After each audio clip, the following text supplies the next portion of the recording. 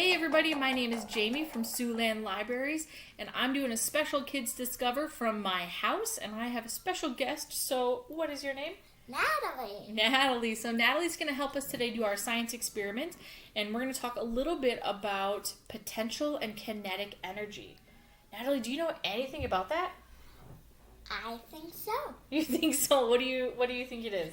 Like stuff that is moving and not moving.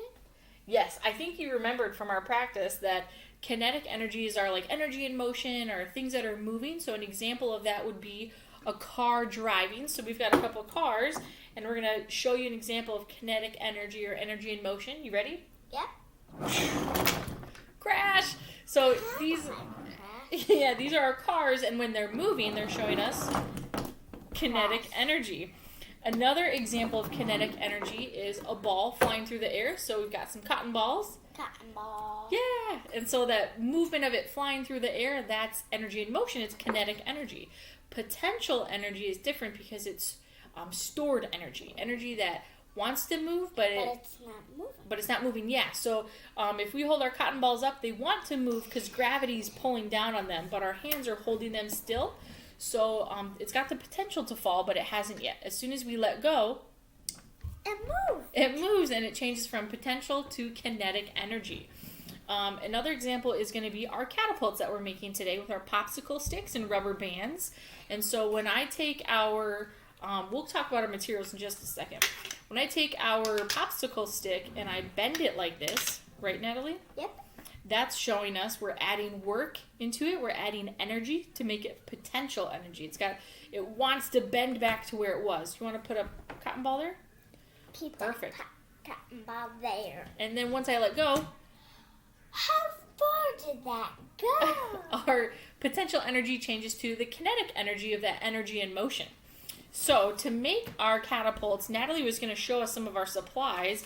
I'll show the first one, and that is craft sticks, and I've got 9 popsicle sticks or craft sticks.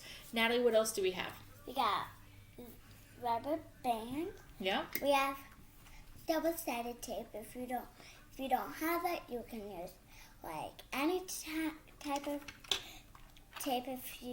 And we got a Gatorade lid. If you don't have a lid, any lid, you could use spoons. Yes. Any type of spoon. Yep, and then Natalie also grabbed lots of different materials for us to launch out of our bucket, and we'll show you those later, right, Natalie? Yes, we Perfect. will. So, to start, we're going to take our 7 of our popsicle sticks, and I'm going to hold them nice and tight like this. And Natalie, can you put rubber bands around the end there? We just need 1 rubber band per end. That's going to help hold our popsicle sticks nice and tight. And the way Natalie is putting this rubber band on there for all you kids at home is she's just twisting it around like she's putting her hair in a ponytail, right? Yeah. Yep. Yep, I am. Yep, she is. So then once we get this side finished, we'll just flip our popsicle sticks over. Nice and tight. Perfect. I'm going to do just one more. Tight little rubber band. Yep. And then Natalie's going to put one more rubber band on the other end just to help hold it in place. And you don't want it too far down because we're going to put a rubber band right in the middle. Yep. Perfect. So good job. We've got them right here on the ends like that. So now we're ready for our next step where we're going to take our last 2 popsicle sticks, and I'm going to put them on the end on each side kind of like that. And I'm going to then, almost like a plus sign, I'm going to take our last rubber band. Oh, thank you, Natalie. And this one's a little bit different. We kind of want to twist it around to almost make an X. And so I'm going to help out with that because it can be a little bit harder sometimes to get that twist motion. Right, Natalie? Yep. I was just practicing doing that right on my fingers so I don't have to restart. Yeah, so here, if I hold it up so you can see, there's a little bit of an X now holding our craft sticks together, and when I turn it to the side, it looks like that. So the last step is going to be to pinch these together. Are you okay? Yeah. Yeah, don't twist rubber bands around your fingers like that because it could hurt us. Yep, it could hurt if it gets too tight. It can hurt your finger. So now we're going to pinch these two sides together. Natalie's going to put one last rubber band on. Let's try and straighten those out a little. It's okay if they get a little crooked because we can straighten them out when we're all done. And we can redo it. Yeah, and we can fix it, redo it. If it seems a little off, you can always tweak and modify your catapult to make it just how you want it. Looks good. So now the last step there, when I turn it sideways, it's like that. It's almost like a V. Yep, almost like a V. So now we can show you again when we push down on our popsicle stick like this, we're bending it.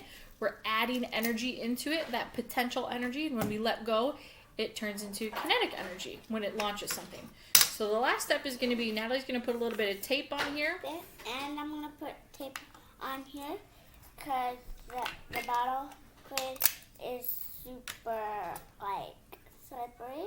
And we don't want it to, like, fall off. Yep, so Natalie's going to put, like I said, we've got just double-sided tape, but you can use whatever tape you've got at home. And Natalie put one piece here on our popsicle stick, and she's going to put one piece on our lid on the bottom part just to help those two tape pieces stick together and hold on real tight. To line it up, and you kind of, if it's too long, you need to put the tape on the side. Yep, you can either fold the tape up or trim it down. So Natalie's going to line up those straight pieces of tape to get them on there. And I'm going to push down really tightly so it stays on. Yep, and now do you want to show them how it launches with a cotton ball? Do you want to do it like that, not that, or it's going to launch in my face? Great, you have to be careful how you launch it so it doesn't launch back in your face and hurt you. Whee! Nice, it worked.